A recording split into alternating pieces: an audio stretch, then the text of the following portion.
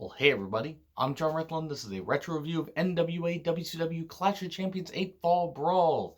Not the only retro review that I'll be doing in the coming weeks and months. I'll be doing some WCW stuff, a couple Halloween Havocs next month, and possibly No Mercy 99 from WWE, and maybe even a couple select Nitros, we shall see. But just wanted to plug those really quickly. This one, after the failed Great American Bash 89 tour, were really only the pay-per-view, and I think it was like one other show that might have done really well, but the pay-per-view was like the only thing that did well because they had the Flair Funk storyline that people wanted to see culminate. People wanted to see Ric Flair back as babyface after Terry Funk had tried to paralyze him. So this is kind of a continuation of that, and they plugged this story throughout the entire thing. And that storyline would actually continue into Halloween Havoc 89 and even the Clash of Champions in November. This was also a clash where Ric Flair had taken over as Booker a couple months before.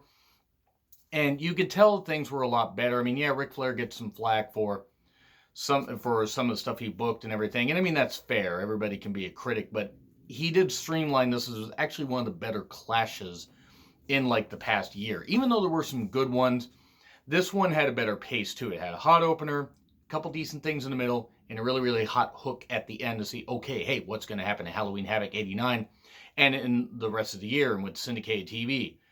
So let's just see what exactly happened and what he did here. Sorry, I'm hitting my notes right here, but we get an opening video package highlighting the upcoming main event. Jim Ross and Jim Cornette on commentary. I'm going to warn you guys right now, I am going to have an unpopular wrestling opinion episode up at some point about JR's commentary, at least his current commentary, but I'm going to be fair in my criticisms and in my praise. Just want you guys to know that. So a lot of stuff throughout this entire night was Gordon Solie interviewing Gary Hart about the main event. Oh wait, Terry Funk's not going to be part of it.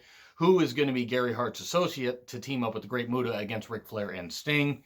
So Solie kind of just pesters, and peppers him with questions and pesters him about it and everything.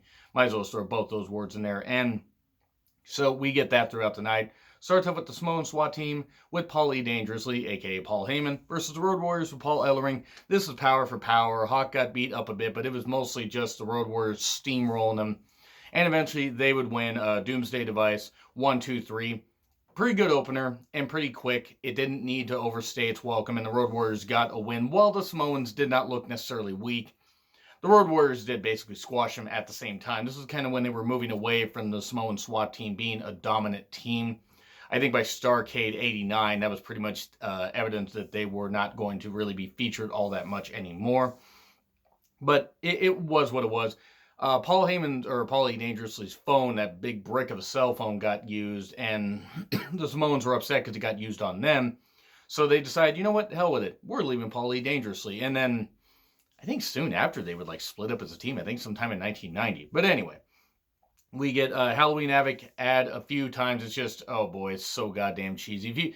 If nothing more, if you don't pay much attention to a couple of the matches, like during the show, pay attention to this. It's so goddamn cheesy, so goddamn 80s. The camera's like right at their groin, looking up at him, saying, it's coming, and it's kind of gross, especially when Luger does it. But anyway, we get the Cuban Assassin versus the Z-Man. Yeah, pretty much a squash match. The Z-Man was Tom Zank, and he uses a sleeper to put people to sleep, which is fitting because that's what Tom Zank's matches usually did to me. He was good with Brian Pillman. He was good with Rick Martel. He was not good on his own. He just wasn't. Sorry, he just wasn't. But yeah, he uses a sleeper for the win. Match was okay. Then we get Ric Flair with the South Carolina governor for reasons, whatever. I mean, the Carolinas did love, Jim Crockett WCW wrestling. I mean, I know it wasn't Jim Crockett wrestling at this point, but still, and Ric Flair was very involved in the Carolinas and stuff like that. It's like, as far as like when he moved there, he was always like, in the community, this kind of stuff. He's a big part of the community. And he said he fell in love with it right when he moved to Mid-Atlantic, like in the mid-70s. So, hey, I guess he meant a whole lot to the government, but whatever. We then get Ranger Ross versus Sid Vicious with Dan Spivey and Teddy Long. Not the last time you see Teddy Long in the on the show, unfortunately. And I feel bad for saying that. Teddy Long actually was a better manager of Doom and, later. But Teddy Long, by this point, really wasn't all that interesting. Sorry, he just wasn't. He was a good referee, and he was better after this. This was a bit of a dark period in his run. But yeah, it was a squash. Ranger Ross got in a couple moves. Sid Vicious, powerbomb, 1, 2, 3. That's pretty much it. There were a few squash matches here. We then get Missy Hyatt and Robin, a.k.a. Nancy Benoit. Robin Green, I believe was her name at this point. They go shopping. I don't know why. They were valets for the Steiners. Maybe that was it. This was, of course, during the whole, 80s thing with, the charge and all the old school of, running the credit card through the machine where it's the imprint machine, stuff like that. And if you haven't used one of those, well, you haven't worked retail for a while. Those things were difficult to use. But anyway, this was what it was. It was boring, but hey, at least it was something different. You had the women on TV. Okay, it was what it was. We get the Steiners with Missy Hyatt and Robin Green versus Michael Hayes and Jimmy Garvin. NWA tag titles. Yeah, Garvin and Hayes were not a very good team. Sorry, they just weren't.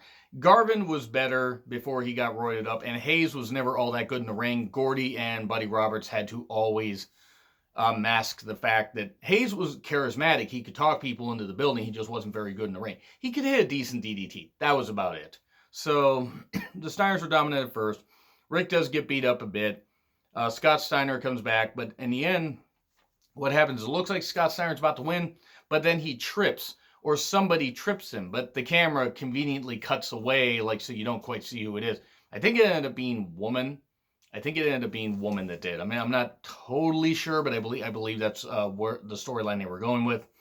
And DDT by Michael Hayes, 1, 2, 3. And the women are pointing the fingers at each other, so I guess that shopping trip didn't really go much of anywhere. It's like, oh, hey, you got better clothes than me, or you got better clothes than me, so I'm going to blame you for this instead. I mean, I don't know what the hell the deal was. It was not a very well done angle, and I mean, Hayes and Garvin, sorry, they just weren't a very good. They were not the Freebirds. They were not the fabulous Freebirds. They just weren't.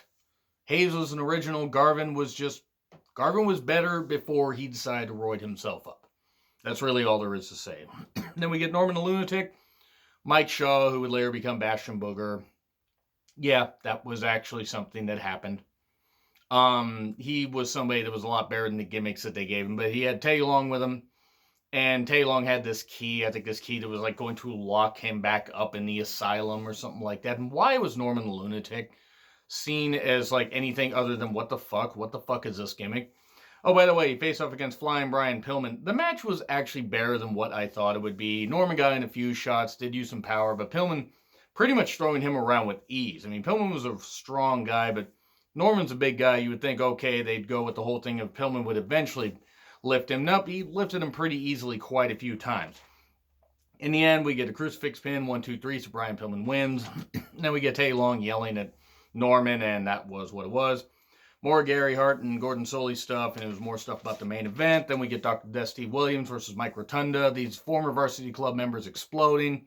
Match is good for what it was. Good momentum switches. And we get this point where Mike Rotunda's up in a power slam, and he's trying to hold onto the ropes, and the referee, for some reason, kicks his arm away, even though Rotunda's just trying not to be slammed. It's not like he's trying to do anything illegal. Gets his arm kicked away.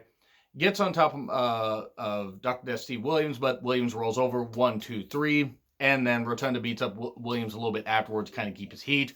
So we get that we're going to get that match, a variation of that match at Halloween Havoc or on syndicated TV later. The Halloween Havoc 89 card outside of the main event is a little bit of a mystery to me, so forgive me if I don't quite remember. But anyway, we then get a Luger interview with Gordon Solie about the U.S. title match that's coming up next. Lex Luger versus Tommy Rich for the U.S. title. Now, when I saw this, I'm like, what the fuck? Tommy Rich, who's well past the sale date by this point, even though he was still a fairly young guy, against Luger, who was never known as exactly a ring general, but I will say that this match actually was better than I thought it was going to be. And that's tough for me to say because I don't really care for Luger.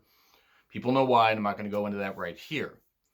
But there were a few botched moments where I don't know if somebody forgot to kick out of, a potential 3 count or what, but there were times where it seemed like the ref counted 3 and they just ignored it.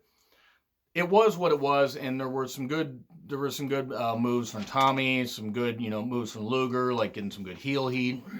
In the end, Luger wins. Of course he wins. He retains the title. This was actually, because he had lost the title to Michael Hayes, I believe, at Wrestle War, and then won it back a little bit later. and then held it actually for, this was in the midst of his 15-month reign. He would not actually lose it again until the following Halloween Havoc, not the one following month, 1990. So he would literally hold it for about 15 months. It would have 523 days, actually, I believe is the official timeline, or official number. And then he would lose it to Stan Hansen in 1990, and then would beat Hansen again for it, like at Starrcade 1990. They did a lot of weird shit with the title. I'm not the biggest fan of Luger, but I will say, as far as U.S. champion, he was pretty goddamn. He did make that championship legit. He did. He wasn't the only one, but he did help. He did help add to the legitimacy. So, but then we get more Gordon Solie, Gary Hart stuff with Terry Funk in the hospital in a cast. But is he going to show up? Of course he is, because it's wrestling. Of course he is. And we get Sting and Flair hyping up the main event. And then we get Great Muta and Dirty Dick Slater. Yes, cue the jokes with Gary Hart, and it's Ric Flair and Sting. So this big old clash and everything. Very big fight feel. This is a really hot crowd. I really love this match, which is ironic because Dick Slater really by this point wasn't much of anything. He had wrestled for a number of years, and it was starting to take its toll. But him and Muta worked decently together. This was all about Sting and Muta continuing their feud over the TV title that Great Muta still possessed. And, just Flair wanting to get his revenge on, wanting to tangle with Muta after, like, what happened at the end of Great American Bash 89, and Dick Slater wanting to do Gary Hart's bidding and maybe get a prominent spot and everything. I don't think Dick Slater was around very much after this. Not until a few years later when he came back to WCW. But there was some really, really good... There was, of course, an eventual DQ because the referee got distracted. Gary Hart attacked Sting by hitting him on the roll of quarters after Sting had Great Muta in the Scorpion Deathlock. And JR, and this is when the match was still going, and JR says a line that I had to write down, but it says, "Now Dirty Dick will no doubt take advantage here." Well, JR, okay, I think JR and Bob Caudle would have a contest for who could be the more dirty-minded with their commentary. I guess we could go with. But we get a DQ eventually. There's the Yellow Mist to Sting. Flair is fighting off Slater and Muta, and this is the famous one where Terry Funk actually came out and put the plastic bag over Ric Flair's head. And obviously it was done safely, or as safely as a plastic bag thing could be done. And this is one, Turner Broadcasting everything apparently sent out memos, and they were all like, we will never see anything like that again. Even though it was something that got a whole lot of attention because it was Southern, it was Southern regional wrestling, but also did have that feel to it where it's like, hey, what would you do if you had a hated rival? You'd put a plastic bag over their head, apparently. But this is also where, kids might do this. Only if kids are idiots and their parents don't teach them not to do this shit. That's one of the things that always drove me nuts, when it came to wrestling. Oh, you can't do this, you can't do that, because kids might see it. If kids don't know not to put a plastic bag over somebody's head, that's fucking stupid. And back then or now. But it does end up where Ric Flair did get busted open with a cast that Dick Slater put on his hand. So this is just a way to build up, and I mean, that was before the bag incident. This was just a way to build up Funk and Flair, Muta and Sting, and they would eventually clash at Halloween Havoc 89 in that Thunder cage match. I think it was Thunderdome. And we can't get beyond Thunderdome. And then they would build to the I Quit match at the Clash in November the following month. So I don't grade these retro reviews, but I will say it was pretty fun. It was a fun show. It wasn't great, but it had a nice pace to it, and you could tell Flair was doing pretty good job booking here.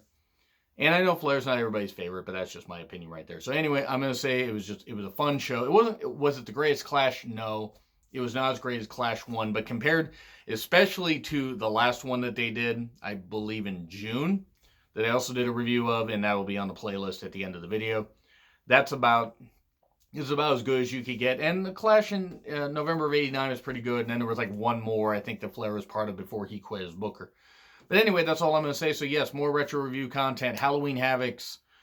Possibly 3 of them, 89, 94, 99. No promises, but I'll see what I can do. And maybe No Mercy 99. and a couple select nitros. I'm going to try to do some retro content as people tend to enjoy that stuff as well as the new content. Anyway, guys, thank you so much for watching. Like, share, subscribe, Twitter handle in the description. I'm John Ritlin. I'll see you soon.